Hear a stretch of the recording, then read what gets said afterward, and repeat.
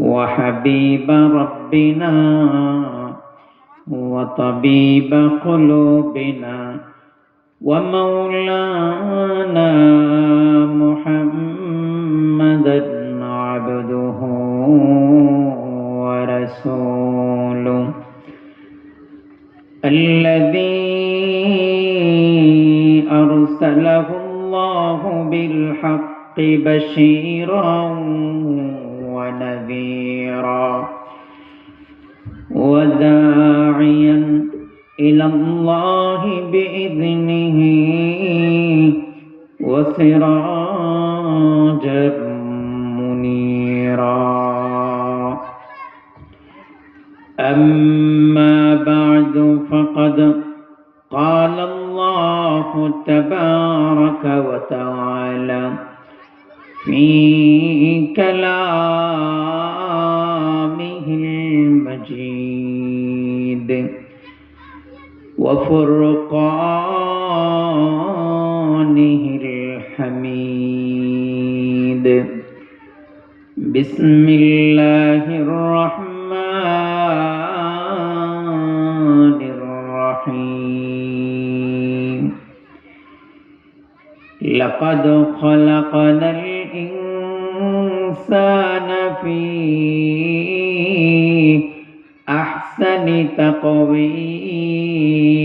تقويم ثم رددناه أسفل سافلين إلا الذين آمنوا وعملوا الصالحات فلهم أجر غير ممنون وقال سيدنا رسول الله صلى الله عليه وسلم إنما بعثت لأتمم مكارم الأخلاق أو كما قال النبي صلى الله عليه وسلم বিষ্ণু হাফেজ বতগোয়ম কে গুলতাজান মিমানদ বিষ্ণু হাফেজ বতগোয়ম কে গুলতাজান মিমানদ अगर मानद शबे मानद शबे दीगर नमी मानद अगर मानद शबे मानद शबे दीगर नमी मानद गुलज गुल शाजदा गश्ता तरु ताजा नमी मानद अगर मानद शबे मानद शबे दीगर नमी मानद हमेशा इज्जते मेहमा बैक खाना नमी मानद अगर मानद शबे मानद शबे दीगर नमी मानद बलग العلا بكماله كشف الدجى بجماله حسنت جميع خصاله صلوا عليه وآله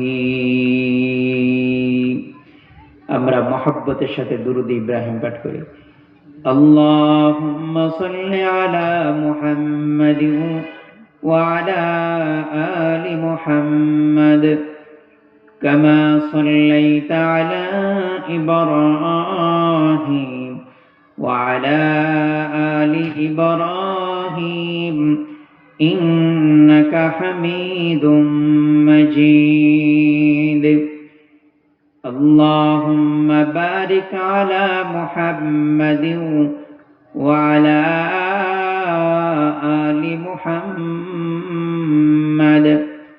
كما باركت على إبراهيم وعلى آل إبراهيم إنك حميد مجيد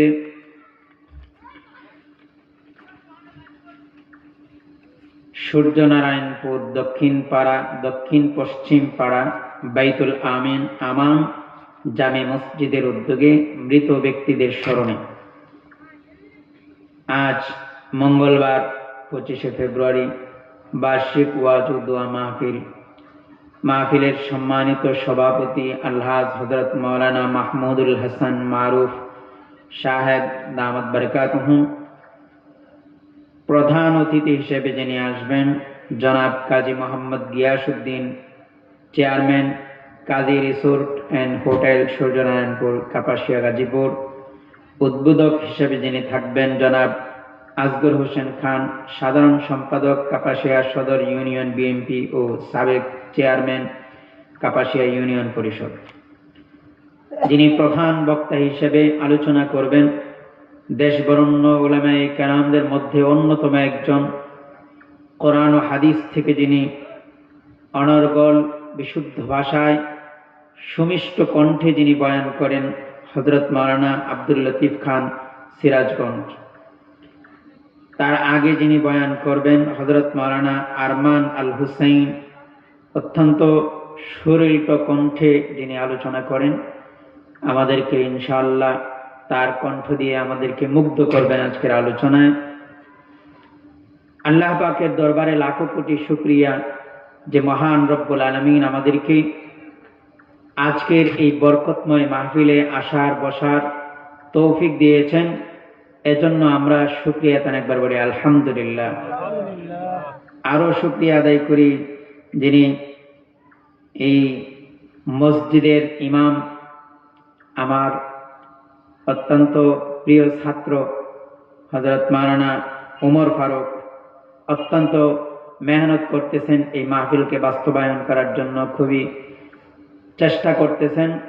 আল্লাহ পাক রব্বুল আলামিন তাকেও জাযায়ে খায়ের দান করুক, সবাই বলেন আমিন।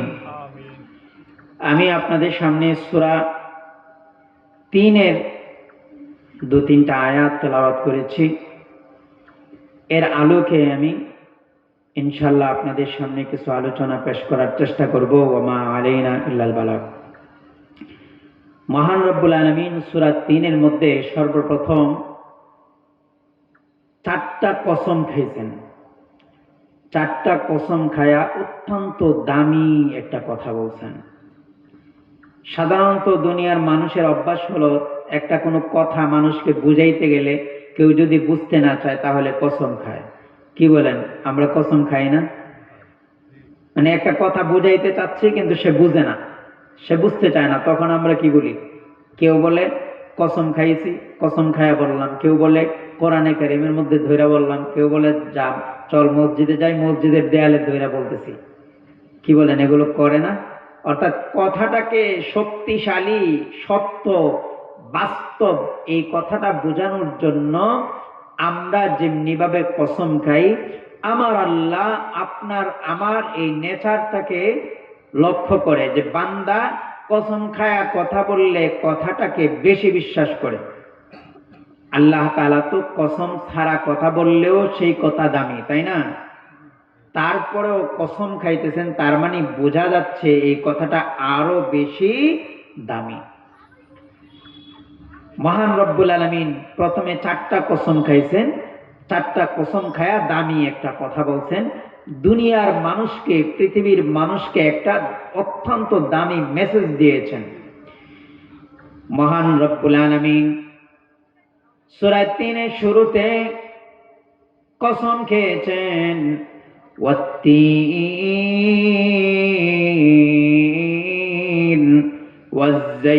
ওয়াজ্জাইতুন ওয়া তুরি সিনিন ওয়া হাযাল বালাদিল আমিন।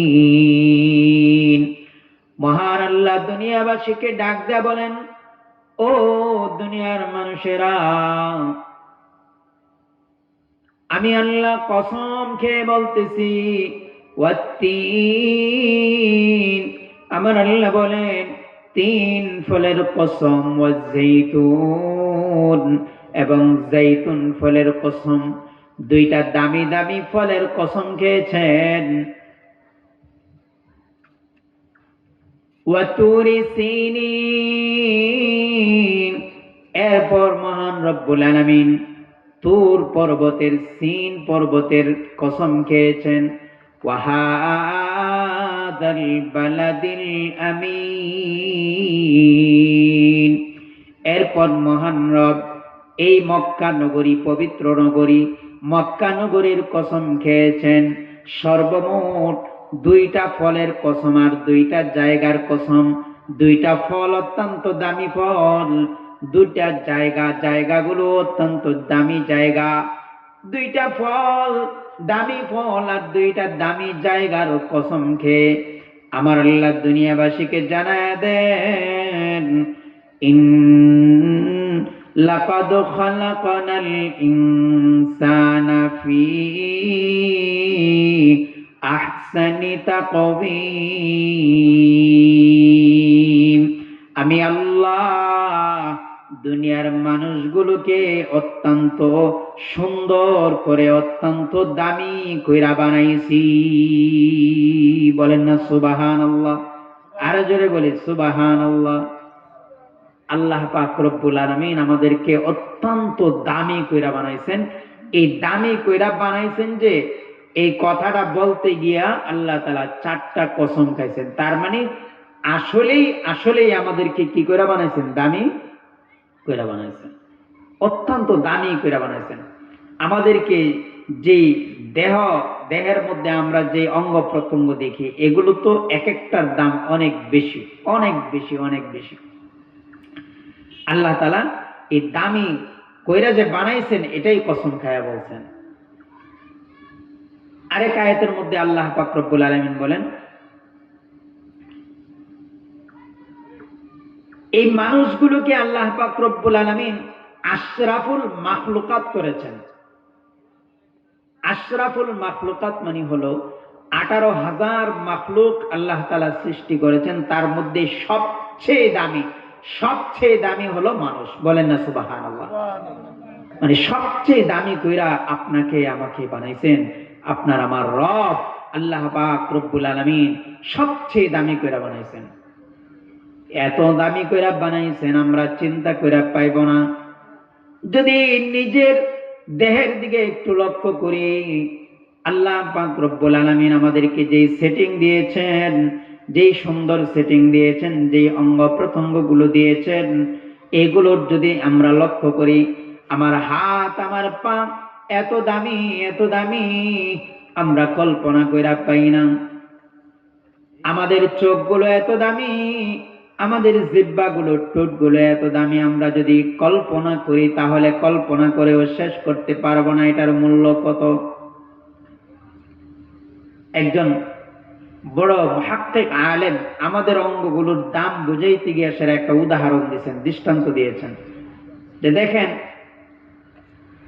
আপনাকে আমাকে যদি কেউ এখন বলে যে তোমাকে 10,000 টাকা দেব, তোমার একটা চোখ আমাকে উপড়ায় দিয়ে দিবা, আমি দেব? বলেন না দেব? কেন দেব না? কারণ এই চোখটা আমার কাছে এই 10,000 থেকে আরো অনেক বেশি দাম। যদি বলে তোমাকে 1 লক্ষ টাকা দেব, তোমার একটা চোখ দিয়ে দেব, তাহলে কি দিব আমরা? যদি বলে 1 কোটি টাকা দেব, দুটোটা চোখ দিয়ে দেব, তাহলে দিব আমরা? তাইলে আমার কাছে আপনার কাছে এই চোখের দাম কোটি টাকার চেয়েও কি বেশি। এখন আমি তো স্বাভাবিক পর্যায়ে আছি। একজন সারা বাংলাদেশের কথার কথা সর্বোচ্চ ধনী, তাকে যদি বলা হয় যে তোমার এই সম্পদ যা আছে এর সমপরিমাণ আরো সম্পদ দেওয়া হবে, তোমার চোখ 2টা দিয়ে দেবো, সে দিবে? কেন দিবে না? কারণ তার কাছে এই সমপরিমাণ পুরা বাংলাদেশে যত সম্পদ আছে এর চেয়েও তার কাছে চোখ 2টার দাম কি বেশি। সারা পৃথিবীর মধ্যে সে যে ব্যক্তি সবচেয়ে বড় ধনী, তাকে যদি বলা হয় যে তোমার যত সম্পদ আছে সেই পরিমাণ সম্পদ আমরা দিব, তোমার চোখ দুইটা দিয়ে দাও, সে দিবে?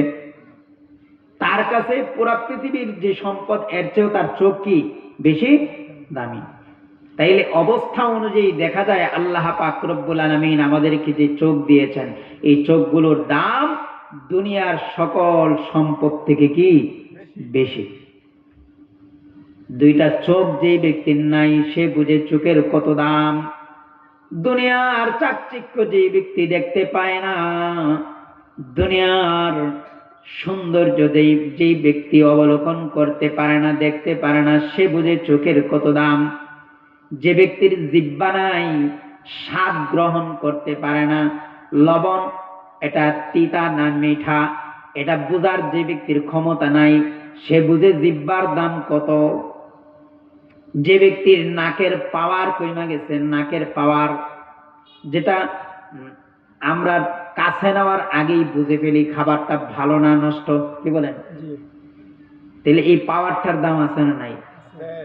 আল্লাহ পাক রব্বুল আলামিন আমাদেরকে অত্যন্ত দামি কইরা বানাইছেন। ওয়ালাকাদ কাররামনা বানি আদম ওয়া হামালনাহুম ফিল বাররি ওয়াল বাহরি ওয়া রাযাকনাহুম মিনাত তাইয়্যিবাত ওয়া ফাদ্দালনাহুম আলা কাসীরিম মিম্মান খালাকনা তাফদীলা। আল্লাহু আকবার। আমার আল্লাহ কোরআনে কারীমের মধ্যে ঘোষণা দিতেছেন, ওয়ালাকাদ কাররামনা বানি আদম, আমি বনি আদমকে সম্মানিত করে বানাইছি, সম্মান দিয়ে সৃষ্টি করেছি। ওয়ালাকাদ কাররামনা বানি আদম ওয়া হামালনাহুম ফিল বাররি ওয়াল বাহর, এবং তাদেরকে জলে স্থলে বসবাসের জন্য উপযুক্ত করে দিয়েছি। জলে স্থলে তারা বসবাস করতেছে। ওয়া হামালনাহুম ফিল বাররি ওয়াল বাহরি ওয়া রাযাকনাহুম মিনাত তাইয়্যিবাত, এবং বান্দাগুলোকে আমি পবিত্র পবিত্র খাবার তাদের জন্য হালাল করে দিয়েছি। পবিত্র খাবারগুলো তারা ভক্ষণ করে।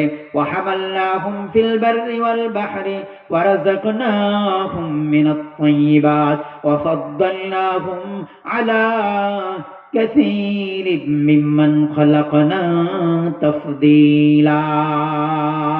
আমার আল্লাহ বলেন, আমি যত দুনিয়ার মধ্যে যত সৃষ্টি করেছি, যত সৃষ্টি জীব আমি দুনিয়ার মধ্যে পাঠাইছি, সবচেয়ে বেশি সম্মান দিয়েছি মানব জাতিকে। বলেন না সুবহানাল্লাহ। সবচেয়ে বড় সম্মান দিয়া, সবচেয়ে বেশি মূল্যায়ন কইরা আপনাকে আমাকে দুনিয়ার মধ্যে আল্লাহ তাআলা প্রেরণ করেছেন। এটাই আল্লাহ তাআলা সূরা ৩ এর মধ্যে বলতেছেন যে লাকাদ খালাকনাল ইনসানা ফি আহসানি তাকওয়িম। ও দুনিয়ার মানুষ, আমি তোমাদেরকে অত্যন্ত সুন্দর ধাঁচে সৃষ্টি করেছি, অত্যন্ত দামি ডিজাইনে আমি তোমাদেরকে সৃষ্টি করেছি। তোমার নিজের ভেতরে যদি তুমি একটু চিন্তা করো, তোমার নিজেকে নিয়ে যদি একটু ফিকির করো, তাহলে আল্লাহর ইবাদতের জন্য, আল্লাহর রুবুবিয়তের জন্য তুমি নিজেই যথেষ্ট হয়ে যাইবা। বলেন না সুবহানাল্লাহ। আল্লাহ পাক রব্বুল আলামিন আমাদেরকে কি পরিমাণ দাম দিয়েছেন আর কি পরিমাণ সুন্দর দিয়েছেন। একটা ইমাম কুরতুবী তার তাফসীরের কিতাব আল জামি' লি আহকামিল কুরআন, বিখ্যাত তাফসীরের কিতাব, এই কিতাবের মধ্যে একটা ঘটনা উল্লেখ করেছেন যে বাদশা মানসুরের দরবারে এক ব্যক্তি আসা যাওয়া করত। ওই ব্যক্তির নাম ছিল ঈসা ইবনে মুসা। ঈসা ইবনে মুসা বাদশা মানসুরের দরবারে আসা যাওয়া করত। একদিন সকালবেলা ঈসা বাদশার দরবারে বলতেছে, বাদশাহ, রাতের বেলা বড় ধরনের এক ঘটনা ঘটে গেছে। কি ঘটনা? কি ঘটনা বলো, আমাকে খুলে বলো। ঈসা ইবনে মুসা বলতেছে, বাদশাহ, রাতের বেলা আমি আমার স্ত্রীকে নিয়ে পূর্ণিমার চাঁদের নিচে হাঁটাহাঁটি করতেছিলাম, পূর্ণিমার চাঁদ দেখতে বড় ভালো লাগতেছিল, খুব রোমান্টিকতা চলে আসছিল নিজের মধ্যে। আমার স্ত্রীকে নিয়ে যখন আমি রাতের বেলা পূর্ণিমার চাঁদের নিচে হাঁটতেছি, বিভিন্ন ধরনের খুশ গল্প করতেছি, এমন সময় স্ত্রীকে একটা কথা বলে ফেলছি। আমার স্ত্রীকে বললাম, তুমি যদি পূর্ণিমার চাঁদ থেকে সুন্দর না হও তাহলে তুমি এখন থেকে 3 তালাক। কি বলছে? 3 তালাক। কিসের চেয়ে সুন্দর না হইলে? পূর্ণিমার চাঁদ থেকে যদি তার স্ত্রীকে বলছে তুমি সুন্দরী না হও তাইলে তুমি কি 3 তালাক। এই কথা বলার সাথে সাথে স্ত্রী তার সাথে পর্দা শুরু করে দিছে। সাবধান, তুমি আর আমার সামনে আসবা না। তুমি যেই কথা বলছো, যেই ঘটনা বলছো, যেই ঘটনা এখন ঘটাইছো, এখন মুফতি সাহেবদের ফতোয়া ছাড়া আর তোমার সাথে আমার সংসার চলবে না। মুফতি সাহেবরা যদি বলে তালাক হইছে তাহলে একবারে শেষ, আর যদি বলে তালাক হয় নাই তাহলে সংসার করতে পারবা। এইভাবে যখন ঈসা ইবনে মুসা স্ত্রীর সাথে পৃথক হয়ে যায়, সারা রাত পেরেশানির মধ্যে কাটায়। সকালবেলা খলিফা মানসুরের দরবারে আইসা বলতেছেন, বাদশাহ এখন কি করতে পারি, আপনি আমাকে একটা সমাধান দেন। তিনি সারা দেশের মধ্যে ঘোষণা দিয়েছেন, সকল বড় বড় মুফতিরা চলে আসো রাজ দরবারে, সবাই ফতোয়া দেও এই ব্যক্তির স্ত্রী তালাক হইবে কি হইবে না। সকলেই একে একে ফতোয়া দিয়ে দিলেন 3 তালাক হয়ে গেছে। কারণ একজন মানুষ একটা চাঁদের চেয়ে সুন্দর হইতে পারে না, একজন মহিলা চাঁদের চেয়েও সুন্দর হওয়া সম্ভব নয়। সবাই ফতোয়া দিয়ে দিছে, তালাক হয়ে গেছে। কিন্তু একজন মুফতি সাহেব কোনো কথা বলেন না। খলিফা মানসুর জিজ্ঞাসা করলেন, ব্যাপার কি মুফতি সাহেব, আপনি কথা বললেন না? তিনি হলেন ইমাম আবু হানিফা রাহিমাহুল্লাহু তাআলার শিষ্য, ইমাম আবু হানিফার ছাত্র। তিনি বলতেছেন, আমার ফতোয়া সমস্ত মুফতিদের চেয়ে ভিন্ন। বলেন না আল্লাহু আকবার। সবাই ফতোয়া দিয়েছে তার স্ত্রী তালাক হয়ে যাবে, কিন্তু আমি ইমাম আবু হানিফার ছাত্র, আমি বলতেছি ওই ব্যক্তি ঈসা ইবনে মুসার স্ত্রী তালাক হয় নাই। আল্লাহু আকবার। খলিফা মানসুর জিজ্ঞাসা করলেন, তোমার দলিল কি? কোন দলিলের ভিতরে তুমি ভিত্তিতে তুমি বলতেছো তালাক হয় নাই? সে বলছে তার স্ত্রী যদি পূর্ণিমার চাঁদের চেয়ে সুন্দর না হয় তাহলে তালাক। তুমি বলতেছো তালাক হয় নাই, দলিল কি? তিনি বলতেছেন, আমি দুনিয়ার কারো কথা দিয়ে আমি ফতোয়া দেই নাই, দুনিয়ার কোনো মুফতি সাহেবের ফতোয়া দিয়ে আমি ফতোয়া দেই নাই, আমি সরাসরি আমার আল্লাহর ফতোয়া দিয়ে ফতোয়া দিচ্ছি। বলেন না সুবহানাল্লাহ। সাথে সাথে তিনি পাঠ করলেন, লাকাদ খালাকনাল ইনসানা ফি আহসানি তাকওয়িম। আমার আল্লাহ কোরআনে কারীমের মধ্যে ঘোষণা দিয়েছেন, আমার আল্লাহ কোরআনে কারীমের মধ্যে মানুষের সৌন্দর্য বর্ণনা করেছেন। আমার আল্লাহ কোরআনে কারীমের মধ্যে মানুষের সৌন্দর্য বর্ণনা করতে গিয়ে বলেছেন, লাকাদ খালাকনাল ইনসানা ফি আহসানি তাকওয়িম। আমি মানুষগুলোকে অত্যন্ত সুন্দর কইরা, একবারে বেশি সুন্দর কইরা বানাইছি। বলেন না সুবহানাল্লাহ। আমার আল্লাহ বলতেছেন, আমি সব কিছু থেকে মানুষকে সৌন্দর্য বেশি দিয়েছি, তাহলে পূর্ণিমার চাঁদ থেকে তার স্ত্রী আল্লাহর ফতোয়া অনুযায়ী বেশি সুন্দর। আল্লাহু আকবার। তাইলে কার কথা অনুযায়ী তালাক হয় নাই? সরাসরি আল্লাহর কথা অনুযায়ী। আল্লাহ তাআলা বলতেছেন, মানুষকে অত্যন্ত সুন্দর কইরা, সব কিছু থেকে সুন্দর কইরা আল্লাহ তাআলা মানুষকে কি করেছেন? সৃষ্টি করেছেন। এবং আল্লাহ তাআলা এটা 4টা কসম খায়া বলছেন। কয়টা কসম খায়া? আমাদের যে শরীরের মধ্যে আমরা যে অঙ্গ প্রত্যঙ্গ দেখি সবগুলো এত দামি আমরা কল্পনাও করতে পারবো না। এই যে চোখ দিয়ে যে আমরা দেখি, চোখের মধ্যে, 2টা চোখের মধ্যে আল্লাহ পাক রব্বুল আলামিন 13 লক্ষ করে মোট 26 লক্ষ ক্যামেরা ফিট করে দিয়েছেন। বলেন না সুবহানাল্লাহ। এই যে আমরা সুবহানাল্লাহ বললাম, এই মুখ দিয়ে সুবহানাল্লাহ একবার বলছি, এই সুবহানাল্লাহর কত দাম জানেন? আমরা 2 ঠোঁট আর জিহ্বা এটা খরচ করে 1 সেকেন্ড 2 সেকেন্ডের ভিতরে আমরা সুবহানাল্লাহ বলে ফেলি। এর দাম কত জানেন? আল্লাহ তাআলা এই শব্দগুলোর দাম কত দিয়েছেন? হাদিসের মধ্যে আসছে, আল্লাহর নবী বিশ্বনবী রাহমাতুল্লিল আলামিন বলেন, বান্দা যখন সুবহানাল্লাহ বলে একবার সুবহানাল্লাহর দ্বারা জান্নাতে তার এত বড় একটা গাছ তৈরি হয়, যেই গাছের ছায়া আরবি একটা দ্রুতগামী ঘোড়া 100 বছর দৌড়াইলেও ওই গাছের ছায়া শেষ হবে না। বলেন না সুবহানাল্লাহ। এই যে সুবহানাল্লাহ বললাম, এটা কি গাছ একটা লাগছে না লাগছে না? লাগছে। আবার বলি সুবহানাল্লাহ, আর জোরে বলি সুবহানাল্লাহ। এভাবে আমাদের গাছ লাগতেছে, অর্থাৎ এত দাম আমাদের শব্দগুলো। আর আমাদের চোখের পাওয়ার এত সুন্দর করে দিয়েছেন, দুনিয়ার সব চাকচিক্য আমরা দেখি, সব সৌন্দর্য অবলোকন করতেছি। আমি শুধু আমাদের চোখের পানির কি পরিমাণ দাম এটা একটু বুঝাবো আপনাদেরকে, সামান্য 2-1টা ঘটনা এবং হাদিসের ভিত্তিতে। চোখের পানির কত দাম আল্লাহ পাক রব্বুল আলামিন আমাদেরকে দিয়েছেন। আল্লাহ পাক রব্বুল আলামিন কোরআনে কারীমের সূরা ফুরকানের মধ্যে শেষের দিকে আমাদেরকে জানায় দিতেছেন, ইল্লা মান তাবা ওয়া আমানা ওয়া আমিলা আমালান সালিহান ফাউলাইকা ইউবাদদিলুল্লাহু সাইয়্যাতিহিম হাসানাত ওয়া কানাল্লাহু গফুরার রহিমা। আল্লাহ পাক রব্বুল আলামিন বলে দিয়েছেন, বান্দার জবানের এত দাম, বান্দার চোখের পানির এত দাম।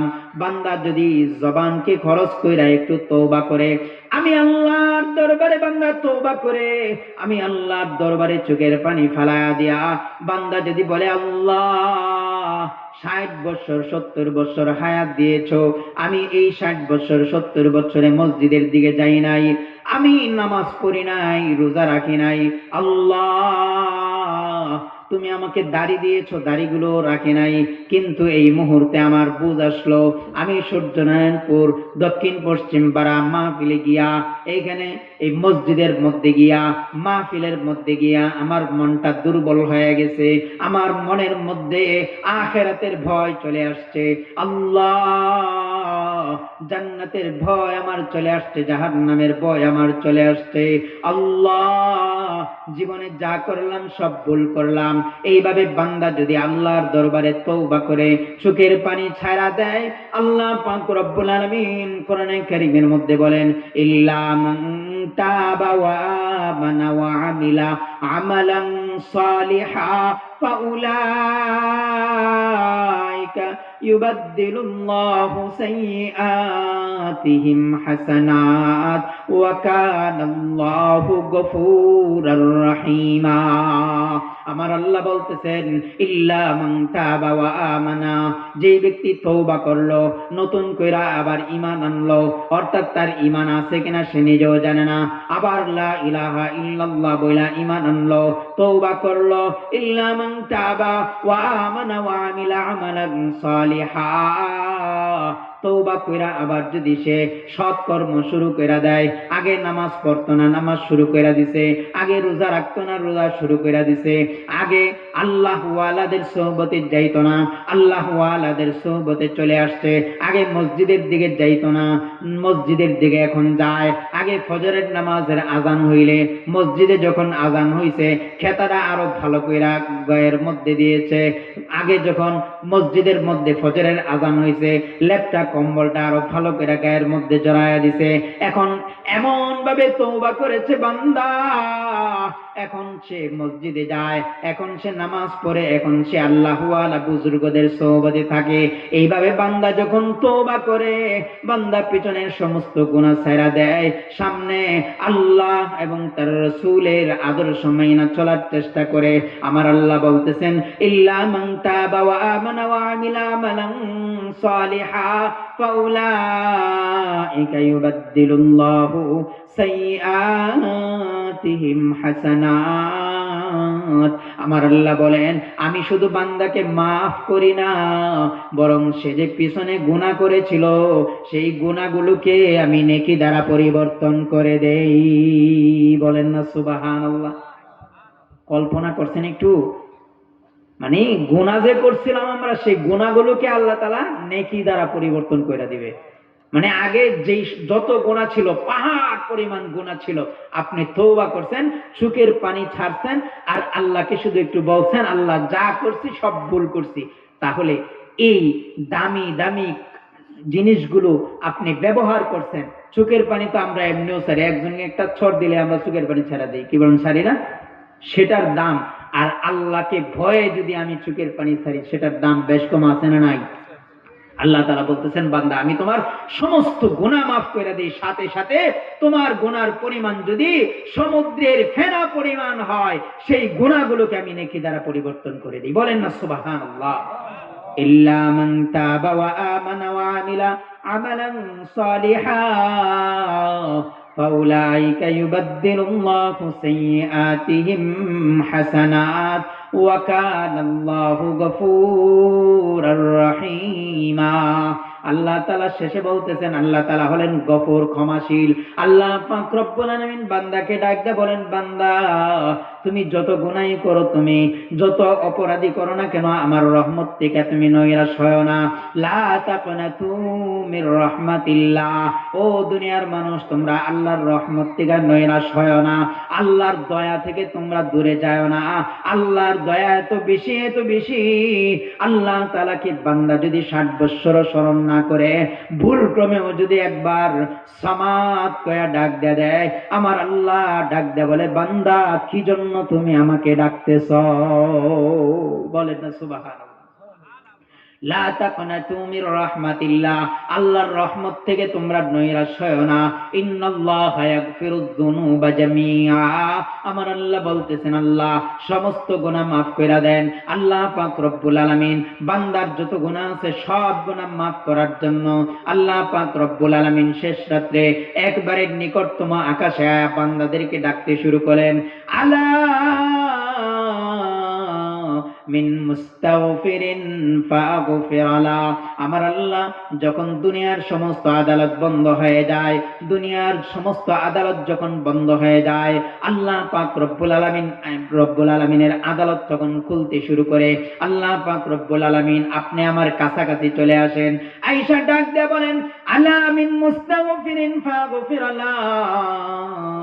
আসনি কোন ব্যক্তি ক্ষমা চানেওয়ালা আমার কাছে ক্ষমা চাও, আমি তোমার ক্ষমা করার জন্য, তোমার অপরাধকে মাফ করার জন্য আমি একেবারে নিকটতম আকাশে চলে আসছি, আমি একদম কাছাকাছি চলে আসছি, তোমাকে মাফ করার জন্য আমি তোমার কাছে চলে আসছি, তোমাকে ডাকতেছি তুমি ক্ষমা চাও।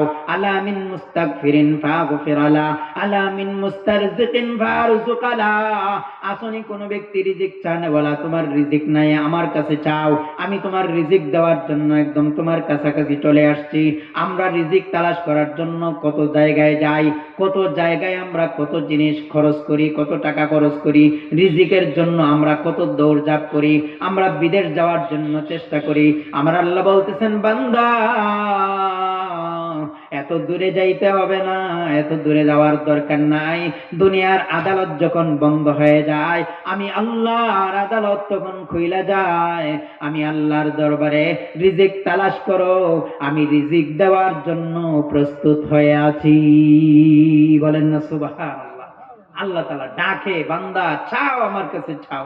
আমরা যখন উদাসীন হয়ে ঘুমাই, একদল তো ঘুমায়, আরেক দল করে কি আরো অপরাধ জগতে নেমে যায়। কি বলেন? রিজিক তালাশ করার জন্য এখন চাপাতি লইয়া বাইরে আছে। বর্তমান দেশের পরিস্থিতি তো এরকমই, তাই না? দেখতেছেন না আপনারা? গতকালকে গেছে হলো চাপাতিওয়ালাদের জন্য লাইলাতুল কুপাকুপি। কুপাকুপি বুঝেন? মানে জনতা বাইরে গেছে, যারাই ছিনতাই করবে ডাকাতি করবে তাদেরকে দইরা কি মাইক। গতকাল রাতে আপনারা খবর পড়ছেন কিনা জানি না, হ্যাঁ? এর আগের রাত্রে অনেকগুলো খবর আসছে ছিনতাইয়ের, আর গতকালকের খবর আসছে হলো ছিনতাইকারীদেরকে মাইরে। তো আল্লাহর দরবারে যদি আমরা চাই, আল্লাহ রিজিক দেওয়ার জন্য প্রস্তুত, আর আমাদের সমাজের মধ্যে কয়েক ভাগে ভাগ হয়ে যায়, একদল অপরাধ জগতে চলে যায় রাতের বেলা, আর আরেক দল ঘুমায়া থাকে। যদি নামাজ পড়া ঘুমায় তাহলে ঘুমটাও ইবাদত হবে, এটা সমস্যা নাই। এশার নামাজ পড়লো, আবার ওইটা ফজরের নামাজও পড়বে এই নিয়তে ঘুমাইছে, তাইলে তার সারা রাত্রে ঘুমটা আল্লাহ পাক রব্বুল আলামিন নফল ইবাদতের জন্য লিখে দিয়ে দিবেন। বলেন না সুবহানাল্লাহ। আর আরেক দল আছে, তারা ঘুমায় না, তারা আল্লাহর দরবারে তখন চাইতে থাকে। তারা চিন্তা করে, আমার আল্লাহ যেহেতু একদম কাছাকাছি চলে আসছে, আমার আল্লাহ আমাকে ডাকতেছেন, আমার আল্লাহ ডাক দেয়া বলতেছেন, আলা মিন মুস্তাগফিরিন ফাগফির আলা, আলা মিন মুস্তারজিকিন ফারজুকালা, আলা মিন মুবতালা ফাউআফিয়াহু।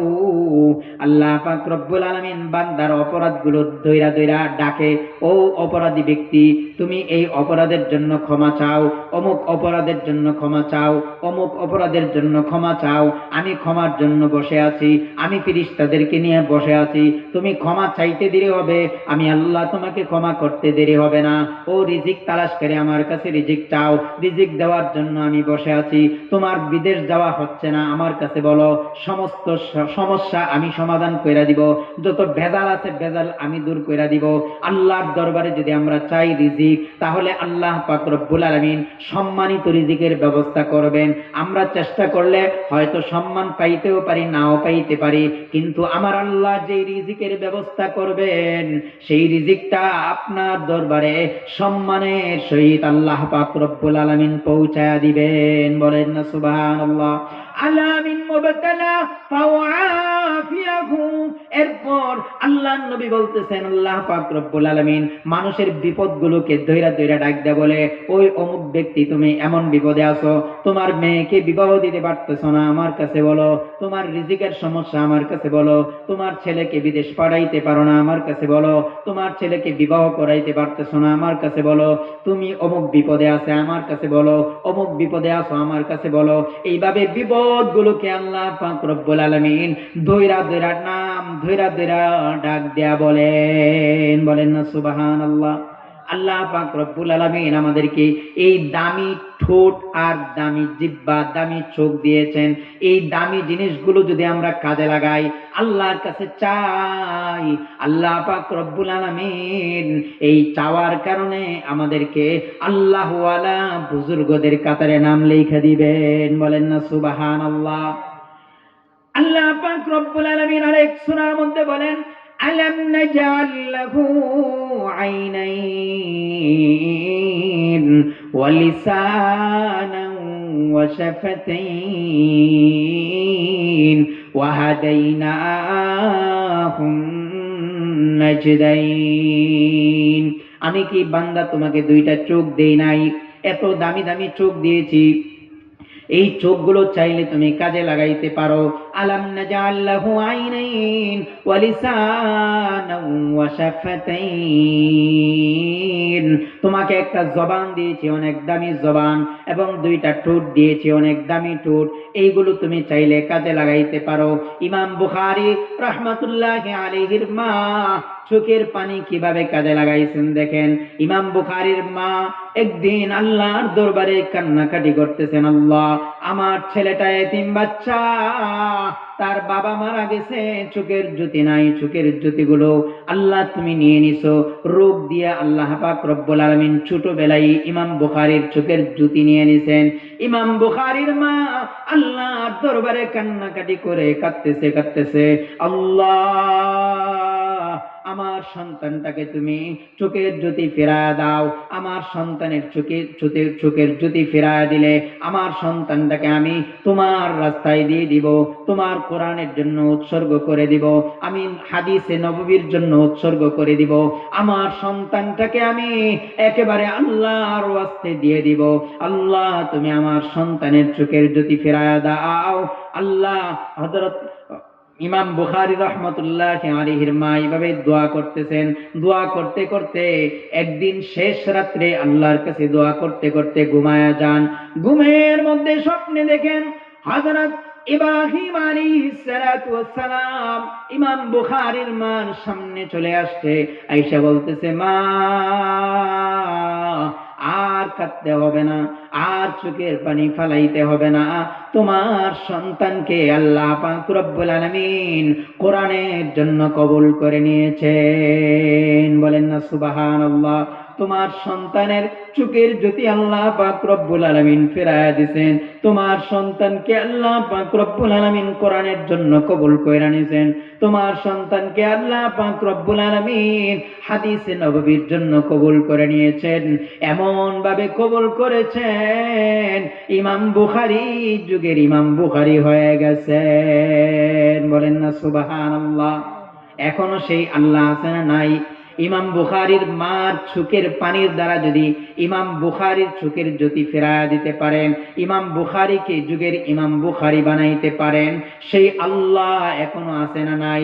এখনো আপনি আমি যদি চোখের জ্যোতি, চোখের পানি ফালাইয়া আল্লাহর দরবারে বলে, আল্লাহ আমার সন্তানটাকে তুমি আল্লাহওয়ালা বুজুর্গ বানায়া দাও, আমার সন্তানটাকে তুমি চাঁদাবাজ বানাও না, আমার সন্তানটাকে দুর্নীতিবাজ বানাও না, আমার সন্তানটাকে অন্যের সম্পদ আত্মসাৎকারী বানাও না, আমার সন্তানটাকে আল্লাহওয়ালা বুজুর্গ বানায়া দাও, আমার সন্তানটাকে ইয়াবাখোর বানাও না, আমার সন্তানটাকে মদখোর বানাও না, আমার সন্তানটাকে সুদখোর বানাও না, আমার সন্তানটাকে ঘুষখোর বানাও না, আমার সন্তানটাকে আল্লাহওয়ালা বুজুর্গ বানায়া দাও।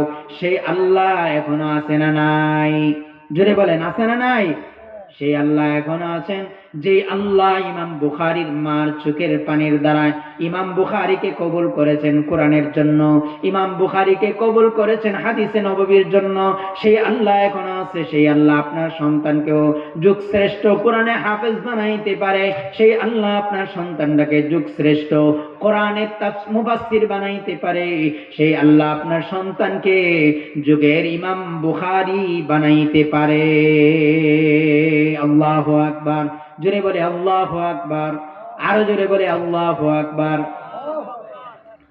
আরেকটা ছোট্ট ঘটনা বলি, যে চোখের পানির দ্বারা কি পরিমাণ মর্তবা মর্যাদা আল্লাহ পাক রব্বুল আলামিন দেন। অনেক দূরে যাইতে হবে না, এই কাছাকাছি আমাদের কয়েকশো বছর আগের ঘটনা। আল্লামা কুরতুবী কুতুবউদ্দিন আল কাকি রহমতুল্লাহি আলাইহি, আল্লামা কুতুবউদ্দিন আল কাকি রহমতুল্লাহ যখন একেবারে ছোট 3-4 বছরের বাচ্চা, তার মা বাচ্চাটাকে নিয়ে ইমাম সাহেবের কাছে মসজিদে গেছেন। হুজুর, আমার সন্তানটাকে আপনি আলিফ বা তা এগুলো একটু পড়ান, বাচ্চাটা পড়ার উপযুক্ত হয়েছে, এতদিন ছোট ছিল আপনার কাছে আনি নাই, এখন একটু বড় হয়েছে আপনার দরবারে আনলাম, একটু পড়ায়া দেন। এইভাবে কুতুবউদ্দিন আল কাকি রহমতুল্লাহি আলাইহির মা যখন উস্তাদের কাছে ইমাম সাহেবের কাছে বাচ্চাকে দিয়ে আসলো, ইমাম সাহেব বললেন একটা কোরআন শরীফ নাও বা একটা কায়দা নাও। তারপরে ইমাম সাহেব পড়াইতেছেন, বাবা তুমি পড়ো, আলিফ বা তা সা এগুলা পড়ো। তো কুতুবউদ্দিন আল কাকি রহমতুল্লাহ আলাইহি তিনি কি জবাব দিছে দেখেন, হুজুর আলিফ বা তা আমি পড়বো না, আপনি কোরআন শরীফ খুলেন, আপনি কোরআন শরীফ নেন, আপনার কাছে আমি কোরআনে কারীমের পড়া শোনাবো। ইমাম সাহেব অবাক হয়ে কোরআন হাতে নিলেন। কোরআন হাতে নেওয়ার পর বাচ্চা পড়তে শুরু করলেন, আউযু বিল্লাহি মিনাশ শাইতানির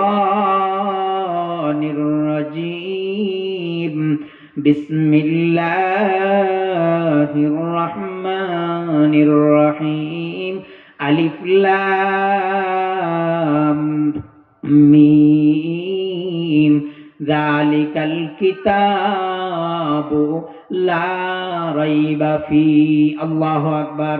আর জোরে বলেন আল্লাহু আকবার। 4 বছরের বাচ্চা হুজুরের সামনে পড়তেছে আলিফ লাম মিম, এইভাবে দেইখানা মুখস্থ পড়তেছে।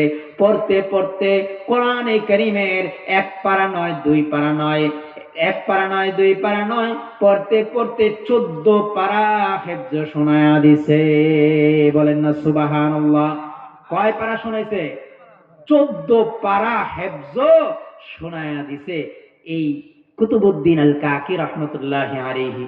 কুতুবউদ্দিন আল কাকি রহমতুল্লাহি আলাইহি যখন 14 পারা হিফজ শোনায়া দিয়েছেন, ছোট বাচ্চা, 4 বছরের বাচ্চা, তখন ইমাম সাহেব অবাক হয়ে বলতেছেন, তার মা আইসে আমাকে আলিফ বা তা পড়ানোর জন্য নিয়ে আসছে, আর বাচ্চা আমারে শোনাই দিল কি 14 পারা।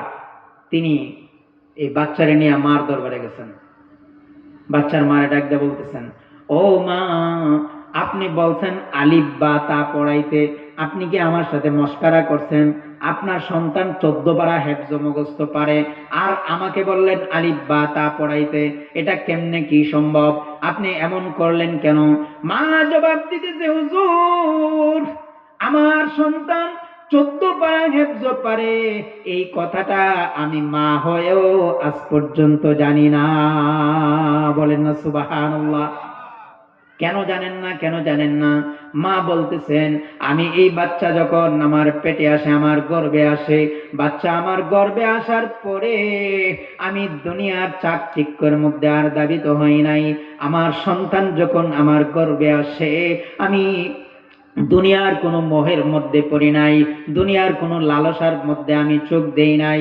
আমি একমাত্র আল্লাহর দিকে মনোনিবেশ করেছি।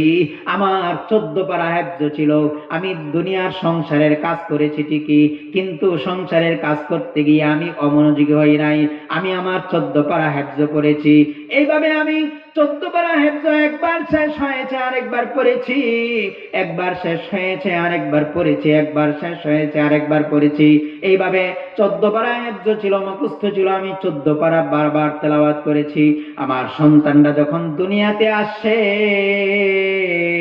হুজুর, আমি তখনও বাচ্চাকে যখন আমি দুধ পান করাইছি, দুনিয়ার কোনো চিন্তা আমার মাথার মধ্যে আনি নাই। দুনিয়ার মধ্যে আমার কি হবে না হবে সেই চিন্তা করি নাই।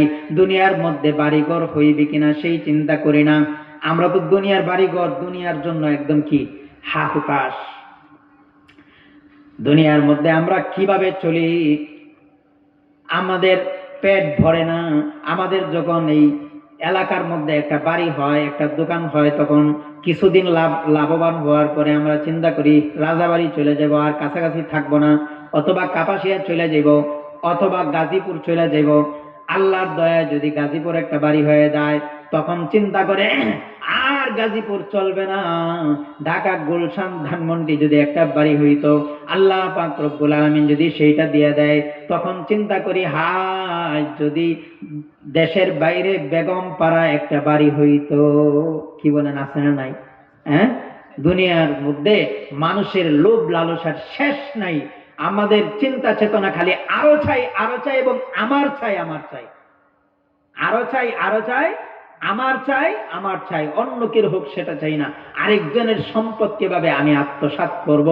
আল্লাহ পাক রব্বুল আলামিন কি বলতেছে দেখেন, ইয়াউমা লা ইয়ানফাউ মালুন ওয়ালা বানুন ইল্লা মান আতাল্লাহা বিকলবিন সালিম।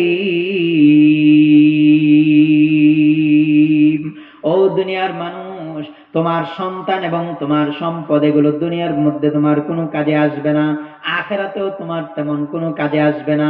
ইয়াউমা লা ইয়ানফাউ মালুন ওয়ালা বানুন ইল্লা মান আতাল্লাহা বিকলবিন সালিম।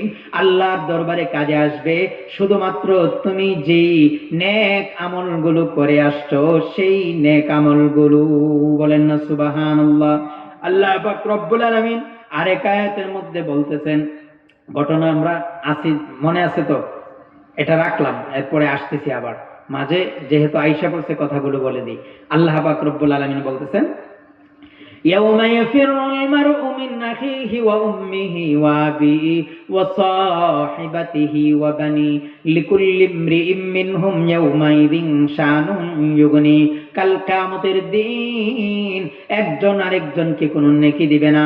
আপনি সন্তানের জন্য আপনার আখিরাত ধ্বংস করতেছেন, আপনার মা বাবার জন্য আপনার আখিরাত ধ্বংস করতেছেন, আপনার ভাই বেরাদরের জন্য আপনি আখিরাত ধ্বংস করতেছেন, আপনার বন্ধুত্বের খাতিরে আপনি মসজিদে যান না, আপনার স্ত্রীর ভালোবাসায় আপনি দাঁড়িয়ে রাখেন না, অর্থাৎ ফ্যামিলির যারা আছে সকলের একজন আরেকজনের মহাব্বতে কইরা আপনি দুনিয়াকে সাজাইছেন, আপনি আখিরাতকে সাজান নাই। আমার আল্লাহ বলতেছেন, ইয়াউমা ইয়াফিরুল মারউ মিন আখিহি ওয়া উম্মিহি ওয়া আবি। কাল কিয়ামতের দিন আপনার আমার এগুলো কোনো কাজে আসবে না। ভাই তার ভাইকে দেইকা পলায়ন করবে, মা তার সন্তানকে দেইকা পলায়ন করবে, বাবা তার সন্তানকে দেইকা পলায়ন করবে। একটা নেকির জন্য সবাই হাহাকার করবে, একটা নেকি যদি পাইতাম তাহলে আমি জান্নাতে যাইতাম।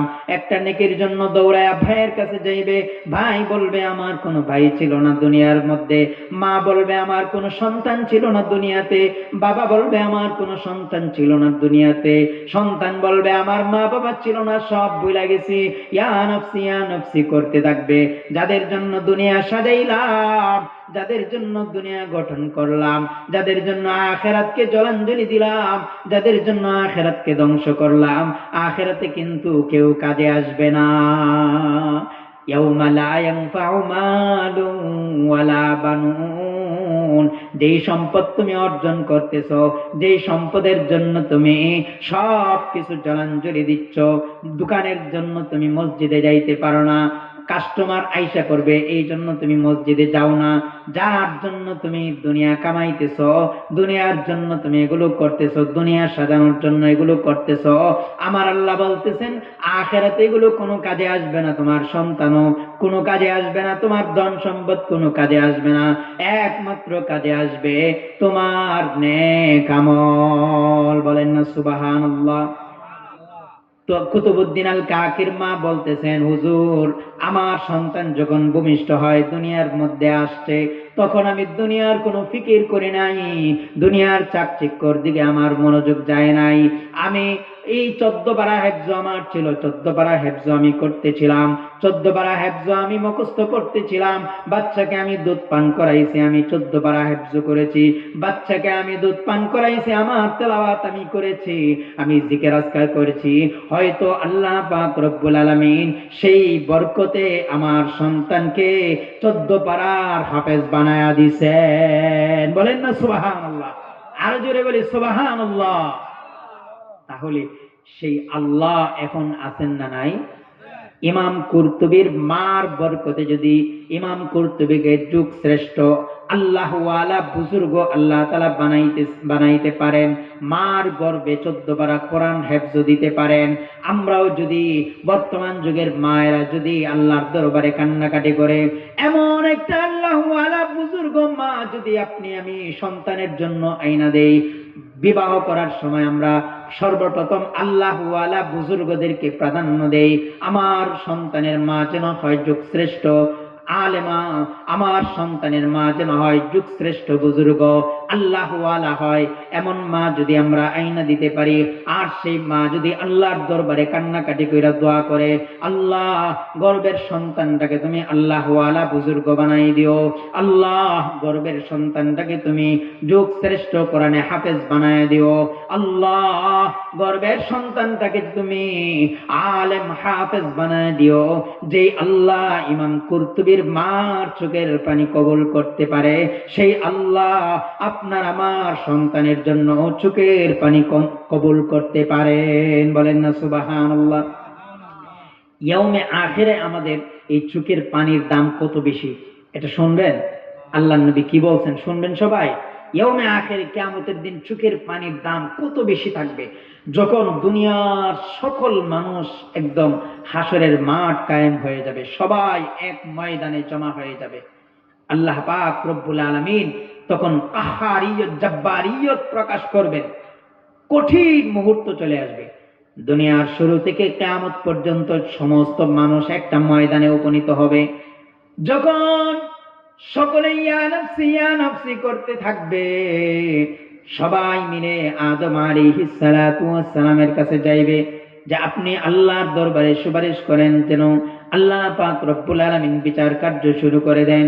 সকলে যখন হযরত আদম আলাইহিস সালাতু ওয়াস সালামের কাছে যাইবেন, আদম আলাইহিস সালাতু ওয়াস সালাম বলবেন, ইয়া নাফসি ইয়া রাব্বি নাফসি, আমি আজকে তোমাদের জন্য কোনো সুপারিশ করতে পারবো না, আমি আল্লাহর দরবারে নিজের জন্য ফিকির করতেছি। সমস্ত মানুষ দৌড়ায়া নূহ আলাইহিস সালাতু ওয়াস সালামের কাছে যাইবে, সকলেই বলবে আমি তোমাদের জন্য কোনো সুপারিশ করতে পারবো না। ইয়া রব্বি নাফসি, ইয়া রব্বি নাফসি। এভাবে দৌড়ায়া ইব্রাহিম আলাইহিস সালাতু ওয়াস সালামের কাছে আসবেন, তিনিও বলবেন ইয়া রব্বি নাফসি, ইয়া রব্বি নাফসি। এরপরে দৌড়ায়া হযরত মূসা আলাইহিস সালাতু ওয়াস সালামের কাছে আসবে, সবাই একই কথা বলতে থাকবে। এরপরে দৌড়ায়া হযরত ঈসা আলাইহিস সালাতু ওয়াস সালামের কাছে আসতে থাকবে, তিনিও একই কথা বলতে থাকবেন। এরপরে হাসরের মাঠে একটা আওয়াজ শোনা যাবে, যিনি এক কোণা থেকে বলতে থাকবেন ইয়া রব্বি উম্মতি, ইয়া রব্বি উম্মতি। আল্লাহু আকবার। জোরে বলি আল্লাহু আকবার। তিনি আর কেউ নন, তিনি আপনার আমার কলিজার টুকরা মহানবী বিশ্বনবী রাহমাতুল লিল আলামিন। তিনি ইয়া নফসি করবেন না, তিনি বলবেন ইয়া রব্বি উম্মতি, ইয়া রব্বি উম্মতি। আল্লাহ আমার উম্মত গুলোকে বাঁচাও, আল্লাহ আমার উম্মত গুলো কঠিন মুহূর্তের মধ্যে পার করতেছে। আল্লাহ সূর্যটা একদম কাছাকাছি চলে আসছে, আমার উম্মতের গুনাহগার উম্মতের মাথাগুলো ফাইটা রক্তগুলো পুজ হয়ে বের হচ্ছে, বলকায়া বলকায়া ভাতের ফেনার মতো, ভাতের মাড়ের মতো বের হচ্ছে। আল্লাহ আমার উম্মত গুলোকে তুমি বাঁচাও, আমার উম্মত গুলোকে তুমি বাঁচাও। এইভাবে হাসরের ময়দানে একটা আওয়াজ আসতে থাকবে ইয়া রব্বি উম্মতি, ইয়া রব্বি উম্মতি। আল্লাহ নবী আমাদের জন্য এইভাবে কাঁদেন, আর আপনি আমি সেই নবীর আদর্শ বিসর্জন দিয়ে দিই। সেই নবীর আদর্শ আপনার আমার মাঝে ধারণ করতে পারি না, অথচ তিনি কিয়ামতের দিন আপনার আমার জন্য কাঁদবেন। তো আমি যে ঘটনা বলতে চাচ্ছিলাম, সে হাসরের ময়দানে আমাদের চোখের পানির কি পরিমাণ মর্যাদা থাকবে। আল্লাহর নবী এভাবে যখন কাঁদতে থাকবেন, জাহান্নামের অবস্থা তখন হবে আরো ভয়াবহ। জাহান্নামীদেরকে গিলার জন্য, খাওয়ার জন্য হাসরের ময়দানের দিকে আসতে থাকবে, একদম খুব কঠিন অবস্থা ধারণ কইরা 70,000 ফেরেশতা 70,000 শিকল দিয়া জাহান্নামকে আটকায় রাখার চেষ্টা করবে, জাহান্নামকে ধরে রাখার চেষ্টা করবে। কিন্তু এই জাহান্নাম হাসরের ময়দানের দিকে আসতে থাকবে। আল্লাহ পাক রব্বুল আলামিন জিজ্ঞেস করবেন হাল মিন মাজিদ, ইয়াউমা নাকুলু লিজাহান্নামা হাল ইমতালাতি ওয়া তাকুলু হাল মিন মাজিদ। আমার আল্লাহ বলতেছেন, আমি জাহান্নামকে ডাক দিয়ে জিজ্ঞেস করব ইয়াউমা নাকুলু লিজাহান্নামা হাল ইমতালাতি, এত এত জাহান্নামী তোমাকে দিলাম, এরপরেও তোমার পেট ভরে না, এত এত জাহান্নামী দিলাম, আবার হাসরের ময়দানের দিকে কেন আসতেছো, আমার এই বান্দাগুলোর দিকে কেন চোখ দিতেছো? জাহান্নাম জবাব দিবে হাল মিন মাজিদ, হাল মিন মাজিদ। আল্লাহ আরো আসনি, আরো দাও, আরো দাও, আরো দাও। এইভাবে হাল মিন মাজিদ, হাল মিন মাজিদ করতে থাকবে। এই যখন কঠিন অবস্থা হবে, জাহান্নামকে 70,000 ফেরেশতাও আটকায় রাখতে পারবে না, জাহান্নাম আসতেই থাকবে, আসতেই থাকবে। এক পর্যায়ে আল্লাহর নবী বিশ্বনবী রাহমাতুল লিল আলামিনের হাতে একটা পানির পাত্র দেওয়া হবে। আল্লাহর নবী বিশ্বনবী রাহমাতুল লিল আলামিন সেই পানির পাত্রটা নিয়া, এই পানিগুলো হাতের মধ্যে নিয়া জাহান্নামের দিকে একটা ছিটা দিবেন। ছিটা দেওয়ার সাথে সাথে জাহান্নাম কাত কাত শব্দ বলতে বলতে পিছনের দিকে যাইতে থাকবে। বলেন না সুবহানাল্লাহ? আরো জোরে বলি সুবহানাল্লাহ। আল্লাহর নবী বিশ্বনবী রাহমাতুল লিল আলামিন ডাক দিয়ে জিজ্ঞাসা করবেন, প্রভু গো,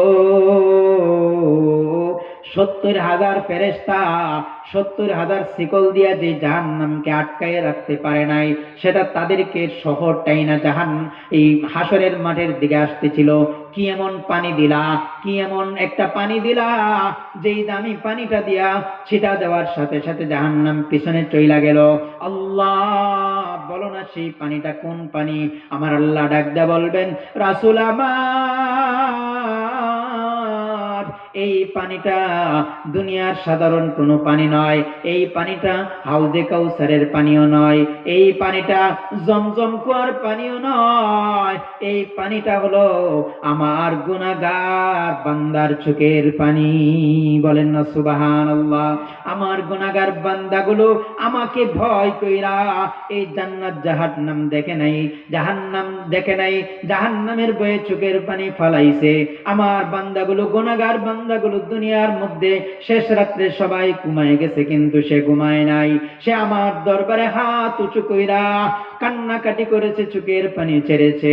আমার বান্দাগুলো, গুনাহগার বান্দাগুলো আমার ভয়ে, জাহান্নামের ভয়ে, আখিরাতের ভয়ে যত পানি পরিত্যাগ করেছে, ছেড়েছে, সেই পানিগুলো আমি বৃথা যেতে দেই নাই।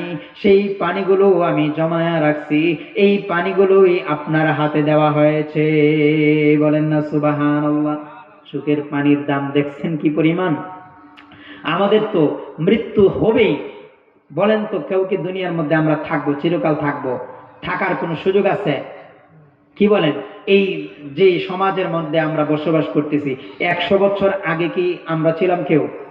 এই সমাজের মধ্যে আমরা ছিলাম, আরেক জেনারেশন ছিল, তারও 100 বছর আগে আরেক জেনারেশন। এইভাবে দুনিয়ার একটা রীতি, দুনিয়াতে আসার সিরিয়াল আছে, যাওয়ার কোনো সিরিয়াল নাই।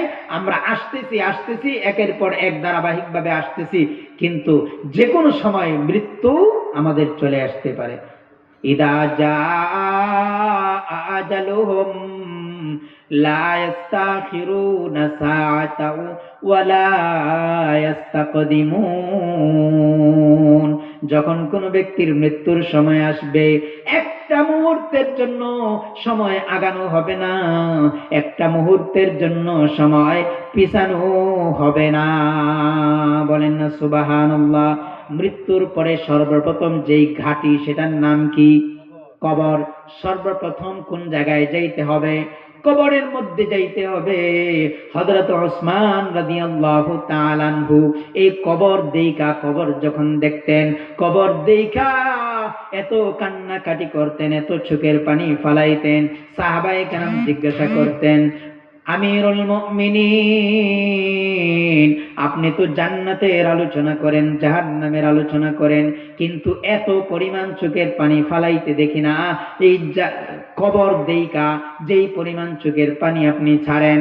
হযরত ওমর রাদিয়াল্লাহু তাআলা আনহু জবাব দেন, সাহাবীরা রে, আমি আল্লাহর নবী, বিশ্ব নবী রাহমাতুল লিল আলামিনকে বলতে শুনেছি, সামিআতু রাসূলুল্লাহি সাল্লাল্লাহু আলাইহি ওয়াসাল্লাম, আল কবরু আউয়ালু মানজিলিম মিন মানাজিলিল আখিরা, ফামান নাজা মিনহু ফামা বাদাহু আইসারু মিনহু ওয়া মান লাম ইয়ানজু মিনহু ফামা বাদাহু আশাদ্দু মিনহু। ও সাহাবীরা, শুনে রাখো, আমি আল্লাহর নবী, বিশ্ব নবী রাহমাতুল লিল আলামিনকে বলতে শুনেছি, রাহমাতুল লিল আলামিন বলেছেন যে আল কবরু আউয়ালু মানজিলিম মিন মানাজিলিল আখিরা, কবরটা হলো আখিরাতের প্রথম ঘাঁটি, কবরটা হলো আখিরাতের জার্নি, আখিরাতের সফরের সর্বপ্রথম স্টেশন, সর্বপ্রথম ঘাঁটি। এই ঘাঁটির মধ্যে যেই ব্যক্তি নাজাত পেয়ে যায়, যেই ব্যক্তি ছাড় পেয়ে যায়, যেই ব্যক্তির হাতে ছাড়পত্র দেওয়া হয়, পরবর্তী ঘাঁটিগুলো তার জন্য সহজ হয়ে যায়। বলেন না সুবহানাল্লাহ। এয়ারপোর্টে যখন আমরা যাই, বিদেশ যাওয়ার সময় সর্বপ্রথম যেখানে চেকপোস্ট, এই প্রথম চেকপোস্টে যদি আমরা কি করি, পার পেয়ে যাই, এরপরে আর কি লাগে না, একদম সহজে আমরা বিমান পর্যন্ত চলে যেতে পারি। কি বলেন? যেতে পারি না? কিন্তু প্রথম চেকপোস্টে যদি আটকা পড়ে যায়, তারপরে এরপরের গুলো তো যাওয়ারই কোনো কি নাই, সুযোগ নাই। ঠিক তেমনি ভাবে কবরের মধ্যে যে ব্যক্তি ছাড়পত্র পেয়ে যাবে, যখন ফেরেশতারা জিজ্ঞেস করবে, মার রাব্বুকা ওয়া মা দীনুকা ওয়া মান নাবিয়ুকা, এইভাবে যখন প্রশ্ন করবে, এই প্রশ্নের জবাব যখন দিয়ে দিব, আমরা যখন ছাড়পত্র পেয়ে যাব, আল্লাহর নবী, বিশ্ব নবী রাহমাতুল লিল আলামিন বলতেছেন, আল কবরু আউয়ালু মানজিলিম মিন মানাজিলিল আখিরা, ফামান নাজা মিনহু ফামা বাদাহু আইসারু মিনহু। যে ব্যক্তি কবরের মধ্যে নাজাত পেয়ে গেল, সে পরবর্তী ঘাটিগুলোর মধ্যে নাজাত পেয়ে যাবে। ওয়া মান লাম ইয়ানজু মিনহু ফামা বাদাহু আশাদ্দু মিনহু। আর যে ব্যক্তি কবরের মধ্যে আটকা পড়ে যাবে, তার পরবর্তী ঘাটিগুলো আরো কঠিন হয়ে যাবে। বলেন না নাউজুবিল্লাহ। আরো জোরে বলি নাউজুবিল্লাহ। তাইলে কবরের মধ্যে আটকে যাওয়ার অর্থ হলো হাসরের মধ্যে আটকে যাওয়া, কবরের মধ্যে আটকে যাওয়ার অর্থ হলো মিজানের মধ্যে আটকে যাওয়া, কবরের মধ্যে আটকে যাওয়ার অর্থ হলো ফুলসিরাতের মধ্যে আটকে যাওয়া, কবরের মধ্যে আটকে যাওয়ার অর্থ হলো সোজা জাহান্নামের দিকে চলে যাওয়া। আর কবরের মধ্যে নাজাত পাওয়ার অর্থ হলো, কবরের মধ্যে ছাড়পত্র পাওয়ার অর্থ হলো আপনি হাসরের ময়দানেও কোনো বিপদে পড়বেন না, আপনি ফুলসিরাতের মধ্যে বিপদে পড়বেন না, আপনি মিজানের মধ্যে কোনো বিপদে পড়বেন না, আপনি সোজা জান্নাতি হয়ে যাবেন। বলেন না সুবহানাল্লাহ। আমাদের মূল আলোচনা যেটা বলতেছিলাম, আল্লাহ পাক রব্বুল আলামিন আমাদেরকে অত্যন্ত দামি কইরা বানাইছেন। কেমন দামি কইরা বানাইছেন? এত দামি, এত দামি, দুনিয়ার সব কিছু থেকে দামি কইরা বানাইছেন। আল্লাহ আপনাকে আমাকে দামি কইরা বানাইছেন কি জাহান্নামে দেওয়ার জন্য? কি বলেন, জাহান্নামে দেওয়ার জন্য? না না, জাহান্নামে দেওয়ার জন্য নয়, আপনাকে আমাকে জান্নাতে দেওয়ার জন্য বানাইছেন। আমাদের আসল বাড়ি ছিল জান্নাত, আবার দুনিয়ার মধ্যে সফর করার জন্য আসছি, অল্প কিছু দিনের জন্য দুনিয়ার মধ্যে থাকবো, এরপরে আবার জান্নাতের দিকে চলে যাইতে হবে। মূল বাড়ি জান্নাত, জান্নাত থেকে আসছি, জান্নাতে যাবে, জান্নাতে যাব। যদি দুনিয়ার মধ্যে বেজাল করি তাহলে বেজালের কারণে জাহান্নামে যাইতে হবে। হযরত নূহ আলাইহিস সালাতু ওয়াস সালামকে আল্লাহ পাক রব্বুল আলামিন একদিন বলতেছেন, পয়গম্বর নূহ আপনি একটু হাড়ি পাতিল বানান, কিছু মাটি দিয়ে হাড়ি পাতিল বানান। বুঝতেছেন তো? পয়গম্বর নূহ মাটি দিয়ে অত্যন্ত যত্ন কইরা খুব সুন্দর কইরা হাড়ি পাতিল বানাইলেন। আল্লাহ পাক রব্বুল আলামিন বললেন, পয়গম্বর নূহ এই হাড়ি পাতিল গুলো খুব যত্ন কইরা রোদের মধ্যে শুকাও। দীর্ঘদিন পর্যন্ত শুকাইলেন। শুকানোর পরে পয়গম্বর নূহ হাড়ি পাতিল গুলো ঘরের মধ্যে যত্ন কইরা রাখলেন। আল্লাহ পাক রব্বুল আলামিনের দরবারে প্রশ্ন রাখলেন, আল্লাহ কি এমন হিকমত, যে হিকমত দেয়া, যে হিকমতের কারণে আপনি আমাকে হাড়ি পাতিল বানাইতে বললেন? আমি তো বানাইলাম, এগুলোকে রোদে শুকাইলাম, এগুলোকে ঘরের মধ্যে আইনা রাখলাম। আমার আল্লাহ বলতেছেন এখন বড় একটা লাঠি নিয়া এই হাড়ি পাতিল গুলো ভেঙে ফেলো। পয়গম্বর ইউসুফ আল্লাহ পাক রব্বুল আলামিনকে ডাক দিয়ে বলেন, প্রভু আপনার হিকমত তো বুঝলাম না। এত সুন্দর কইরা আমি হাড়ি পাতিল বানাইলাম, এত যত্ন কইরা হাড়ি পাতিল বানাইলাম, নিজ হাতে বানাইছি, আবার নিজ হাতে ভেঙে ফেলবো, আমার কলিজায় দিতেছে না।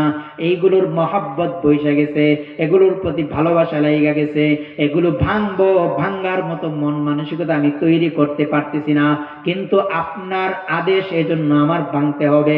ভাঙলাম, কিন্তু কেন আমাকে দিয়া এই কাজগুলো করাইলা? আল্লাহ পাক রব্বুল আলামিন ডাক দিয়ে বলেন, পয়গম্বর এখনো বুঝো নাই কি জন্য আমি এই কাজটা করাইলাম?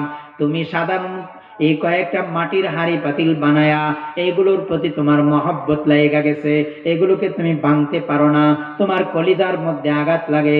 তাহলে বুঝো দুনিয়ার মানুষগুলোকে আমি নিজ হাতে বানাইলাম, এগুলোকে আমি জাহান্নামে জ্বালানোর জন্য বানাই নাই। বলেন না আল্লাহু আকবার। আরো জোরে বলি আল্লাহু আকবার। তাহলে আপনাকে আমাকে কি বানাইছে জাহান্নামে দেওয়ার জন্য? না না, আল্লাহর বান্দা জাহান্নামে গেলে আল্লাহর মনে কষ্ট লাগবে। এই বান্দাগুলোকে আমি নিজ হাতে বানাইলাম। আল্লাহ পাক রব্বুল আলামিন আকাশ বানাইছেন, আল্লাহ পাক রব্বুল আলামিন জমিন বানাইছেন, আল্লাহ পাক রব্বুল আলামিন পাহাড় বানাইছেন, আল্লাহ পাক রব্বুল আলামিন গাছপালা তরুলতা সব কিছু বানাইলেন। আল্লাহ পাক রব্বুল আলামিন বলতেছেন, ইদা আরাদা শাইআন ইয়াকুলা লাহু কুন ফায়াকুন। আল্লাহ পাক রব্বুল আলামিন যখন কোন জিনিস বানানোর ইচ্ছা করেন, বলেন কোন, সাথে সাথে হয়ে যায়, কোন বলার সাথে সাথে হয়ে যায়। কিন্তু মানুষগুলোকে আল্লাহ পাক রব্বুল আলামিন কোন বইলা বানান নাই। আল্লাহ পাক রব্বুল আলামিন আমাদের আদি পিতা হযরত আদম আলাইহিস সালাতু ওয়াস সালামকে আল্লাহ পাক রব্বুল আলামিন বলতেছেন, খলাকতু বিয়াদিয়া, আমি নিজ হাতে বানাইলাম, সব কিছু আমি কোন বইলা বানাইছি, কিন্তু মানুষগুলোকে আমি নিজ হাতে বানাইলাম। খলাকতু বিয়াদিয়া, আমি নিজ হাতে বানাইছি, এই মানুষগুলোকে জাহান্নামে দেওয়ার জন্য বানাই নাই। আল্লাহু আকবার। আরো জোরে বলি আল্লাহু আকবার। আমাদের এখানে নামাজ মনে হয় 8টায় হবে, ঠিক আছে? আমরা আর কয়েক মিনিটের ভিতরে, হয়তো 5-7 মিনিটের ভিতরে আমরা গুছায় শেষ করে দেব ইনশাআল্লাহ, নামাজ যেন গিয়ে আমরা ধরতে পারি। তো আল্লাহ পাক রব্বুল আলামিন আপনাকে আমাকে সুন্দর কইরা বানাইছেন, সুম্মা রাদাদনাহু আসফালা সাফিলিন। এরপরে আল্লাহ পাক রব্বুল আলামিন বলতেছেন, দুনিয়ার সমস্ত মানুষকে আমি সুন্দর কইরা বানাইছি, সৌন্দর্য দিয়েছি, কিন্তু এই সৌন্দর্য থাকবে না। আস্তে আস্তে মানুষগুলো বুড়া হয়ে যাবে, দুর্বল হয়ে যাবে, তার হাতগুলো দুর্বল হয়ে যাবে, তার চোখের জ্যোতি কমে যাবে, তার চোখের পাওয়ার কমে যাবে, চোখ দুর্বল হয়ে যাবে, নাকের গ্রাম দুর্বল হয়ে যাবে, শরীরের প্রত্যেকটা পার্টস দুর্বল হয়ে যাবে। সুম্মা রাদাদনাহু আসফালা সাফিলিন, একবারে নিচের থেকে নিচে নিয়ে যাব, এমন দুর্বল হবে নিজের কাজগুলো নিজে করতে পারবে না, যৌবনের জ্বালা আর থাকবে না, যৌবনের যে একটা স্পিরিট, সেই স্পিরিট থাকবে না, আস্তে আস্তে দুর্বল হয়ে যাবে। এরপরে যখন মৃত্যুর সময় চলে আসবে, মৃত্যুর পরে আল্লাহ পাক রব্বুল আলামিন জাহান্নামের দিকে অধিকাংশকে জাহান্নামের দিকে নিবেন। কেন অধিকাংশকে জাহান্নামের দিকে নেবেন? আল্লাহ পাক রব্বুল আলামিন আরেক আয়াতের মধ্যে বলেন, ওয়ালাকাদ যারানা লিজাহান্নামা কাসীরাম মিনাল জিন্নি ওয়াল ইনস লাহুম কুলুবুন লা ইয়াফকাহুনা বিহা ওয়া লাহুম আ'য়ুনুন লা ইউবসিরুনা বিহা ওয়া লাহুম আযানুন লা ইয়াসমাউনা বিহা উলাইকা কাল আনআম বাল হুম আযাল উলাইকা হুমুল গাফিলুন। আল্লাহু আকবার। আল্লাহ পাক রব্বুল আলামিন বলতেছেন, ওয়ালাকাদ যারানা লিজাহান্নামা কাসীরাম মিনাল জিন্নি ওয়াল ইনসি, আমি মানুষ এবং জিন জাতির অধিকাংশ জাহান্নামের জন্য বানাইছি। অধিকাংশ জাহান্নামের দিকে যাবে, তার যৌবন থাকবে না, বুড়া হয়ে যাবে, এরপরে মৃত্যুর পরে জাহান্নামের দিকে যাবে। অধিকাংশ জাহান্নামের দিকে কেন যাবে? আল্লাহ পাক রব্বুল আলামিন পরের আয়াতের মধ্যে বলতেছেন, লাহুম কুলুবুন লা ইয়াফকাহুনা বিহা, তাদের অন্তর ছিল, তাদের একটা অন্তর দিয়েছিলাম, সেই অন্তরটা কাজে লাগায় নাই, কোরআনের দিকে ধাবিত হয় নাই, এই মন দিয়ে অন্তর দিয়ে কোরআনকে ভালোবাসে নাই, কোরআনের মাহফিলকে ভালোবাসে নাই, কোরআনের তাফসীরকে মহব্বত করে নাই, কোরআনের সাথে সম্পর্ক করে নাই, আল্লাহ ওয়ালা বুজুর্গদের সাথে সম্পর্ক করে নাই। এই অন্তর দিয়ে শুধু কুমন্ত্রণা দিয়েছে, এই অন্তর দিয়ে গানের দিকে গিয়েছে, এই অন্তর দিয়ে কুমন্ত্রণা নিয়েছে, গুনাহের দিকে অগ্রসর হয়েছে। লাহুম কুলুবুন লা ইয়াফকাহুনা বিহা, তাদের অন্তর ছিল, অন্তর দিয়ে ভালো কিছু বুঝে নাই। ওয়া লাহুম আ'য়ুনুন লা ইউবসিরুনা বিহা, তাদেরকে আমি চক্ষু দিয়েছিলাম, চোখ দিয়ে ভালো জিনিস দেখে নাই, চোখ দিয়ে কোরআন দেখে নাই, কোরআন পড়ে নাই। তাদের চোখ দিয়েছিলাম, চোখ দিয়ে ভালো জিনিসের দিকে যায় নাই, চোখ দিয়ে গুনাহের দিকে গিয়েছে, মোবাইল দিয়ে খোলা শুধু গুনাহের কাজগুলো করেছে, মোবাইলটা খোলার পরে গুনাহের দিকে চলে গিয়েছে। লাহুম আ'য়ুনুন লা ইউবসিরুনা বিহা ওয়া লাহুম আযানুন লা ইয়াসমাউনা বিহা, তাদেরকে আমি সুন্দর একটা শোনার জন্য পাওয়ার দিয়েছিলাম, শ্রবণ শক্তি দিয়েছিলাম, এই শ্রবণ শক্তি দিয়ে ভালো জিনিস শুনে নাই, কোরআনের তাফসীর শুনে নাই, গান বাজনা বাদ্যযন্ত্র শুনেছে, কোরআনের মাহফিলের দিকে আসে নাই, ভালো জিনিস শুনে নাই। ওয়ালাহুম আযানুন লা ইয়াসমাউনা বিহা উলাইকা কাল আনআমি বাল হুম আযাল উলাইকা হুমুল গাফিলুন। তারা শুধু চতুষ্পদ জানুয়ারি নয়, তারা হলো চতুষ্পদ জানুয়ার থেকে আরো নিকৃষ্ট। বলেন না নাউজুবিল্লাহ, আরো জোরে বলি নাউজুবিল্লাহ। তাহলে আল্লাহ পাক রব্বুল আলামিন বলতেছেন, সুম্মা রাদাদনাহু আসফালা সাফিলিন, অধিকাংশ মানুষ জাহান্নামের দিকে যাবে, অধিকাংশ মানুষকে আমি দুর্বল করে দিব, তার এই যৌবনের যে পাগলামি এগুলো থাকবে না, আস্তে আস্তে দুর্বল হয়ে যাবে, আস্তে আস্তে জাহান্নামের দিকে যাইতে থাকবে। কিন্তু দুই শ্রেণীর মানুষ জাহান্নামের দিকে যাবে না, ইল্লাল্লাযীনা আমানু ওয়া আমিলুস সালিহাত ফালাহুম আজরুন গায়রু মামনুন। আমার আল্লাহ বলতেছেন, দুই শ্রেণীর মানুষ জাহান্নামের দিকে যাইবে না। দুই শ্রেণীর মানুষ দেখতে দুর্বল হবে, কিন্তু আল্লাহর দরবারে দুর্বল হবে না। দুই শ্রেণীর মানুষ দেখতে বুড়া হবে, কিন্তু আল্লাহর দরবারে তারা বুড়া হবে না। দেখতে দুর্বল হবে, শক্তি নাই, কিন্তু আল্লাহর কাছে অনেক দামি হবে, মৃত্যুর পরে তারা জান্নাতি হবে। দুই শ্রেণীর মানুষকে আল্লাহ পাক রব্বুল আলামিন জান্নাতে দিবেন। এই দুই শ্রেণী কারা? ইল্লাল্লাযীনা আমানু আমানু, যারা ঈমান আনয়ন করবেন। এক নাম্বার শর্ত কি? ঈমান আনয়ন করা এক নাম্বার শর্ত ঈমান। আমাদের ঈমান আছে না নাই? আল্লাহ তাআলাকে না দেখা বিশ্বাস করেন কে কে? হাত উঁচু করে দেখান তো। আল্লাহ আমাদের ঈমানকে তুমি কবুল করে নাও, সবাই বলেন আমিন। তাহলে আমরা ঈমানদার, এটা আল্লাহ পাক রব্বুল আলামিন আমাদেরকে জন্মগত ঈমানদার বানাইছেন। তাহলে একটা পয়েন্ট আমাদের অর্জন আছে। একটা পয়েন্ট কি আছে? অর্জন আছে। যাদেরকে আল্লাহ পাক রব্বুল আলামিন জাহান্নামের দিকে নিবেন না জান্নাতের দিকে নেবেন, দুই শ্রেণীর মধ্যে এক শ্রেণী হলো কারা? সবাই বলেন ঈমানদার। এক শ্রেণীকে ঈমানদার। ইল্লাল্লাযীনা আমানু ওয়া আমিলুস সালিহাত ফালাহুম আজরুন গায়রু মামনুন। এক নাম্বার হলো ঈমান, দুই নাম্বার হলো নেক আমল, সৎ আমল। যেই হাদিসটা আমি কোরআনে হযরত রাসূল করিম সাল্লাল্লাহু আলাইহি ওয়াসাল্লাম থেকে বর্ণনা করেছি, আল্লাহর নবী আমাদেরকে জানায় দিয়েছেন যে ইন্নামা আনা বুইসতু লিউতাম্মিমা মাকারিমাল আখলাক। আমি নবী দুনিয়ার মধ্যে প্রেরিত হয়েছি মাকারিমে আখলাক শেখানোর জন্য। আমি আল্লাহর নবী, আমি বিশ্ব নবী দুনিয়ার মধ্যে আসছি মানুষগুলোকে কোরআনী আদর্শ শিক্ষা দেওয়ার জন্য। কোরআনের যেই আমল আছে সেই আমলগুলো প্র্যাকটিক্যাল আমি শিখাই দেওয়ার জন্য, আদর্শ শেখানোর জন্য আসছি। যেই আদর্শের মধ্যে কোনো চাঁদাবাজি থাকবে না। যেই আদর্শে কি থাকবে না? চাঁদাবাজি থাকবে না। এখন দেশের মধ্যে চাঁদাবাজি বেড়ে গেছে, আল্লাহ পাক রব্বুল আলামিন হেফাজত করুক, সবাই বলেন আমিন। আমি আল্লাহর নবী বলতেছেন আমি মাকারিমে আখলাক উত্তম চরিত্র গঠনের জন্য দুনিয়াতে প্রেরণ করেছি। আমার সময় থেকে কিয়ামত পর্যন্ত আর কোন নবী আগমন করবেন না। আমার সকল উম্মতের জন্য আমি চমৎকার একটা রুটম্যাপ দিয়ে গেলাম। আমি কোরআনের একটা আদর্শ বাস্তবায়ন করে পুরা জিন্দিগির মধ্যে 23 বছর জিন্দিগির মধ্যে একটা আদর্শ তৈরি করে গেলাম, কোরআনী আদর্শ তৈরি করে গেলাম। ইন্নামা বুইসতু লিউতাম্মিমা মাকারিমাল আখলাক। এই আখলাকের মধ্যে যারা চলে আসবে, এই আখলাক যারা গ্রহণ করবে, যারা চাঁদাবাজি করবে না, সুদ খাইবে না, ঘুষ খাইবে না, অন্যায় করবে না, পাপাচার করবে না, অন্যায়কে প্রশ্রয় দিবে না, অন্যায়কে আরেকজনকে দিয়ে অন্যায় করাবে না, এইভাবে যখন এই আদর্শ গ্রহণ করবে, আল্লাহর নবীর আদর্শ গ্রহণ করবে, আল্লাহর নবীর 23 বছর জিন্দেগি যা আমাদেরকে শিখায় গেছেন এগুলো গঠন করবে।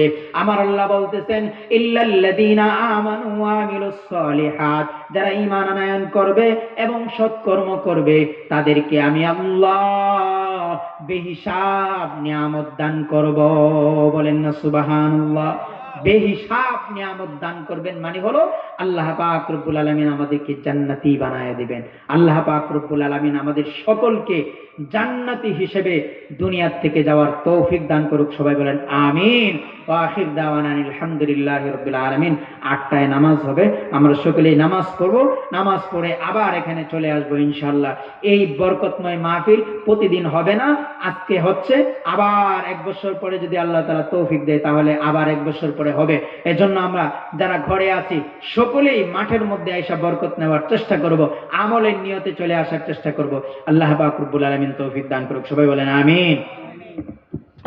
আলহামদুলিল্লাহ।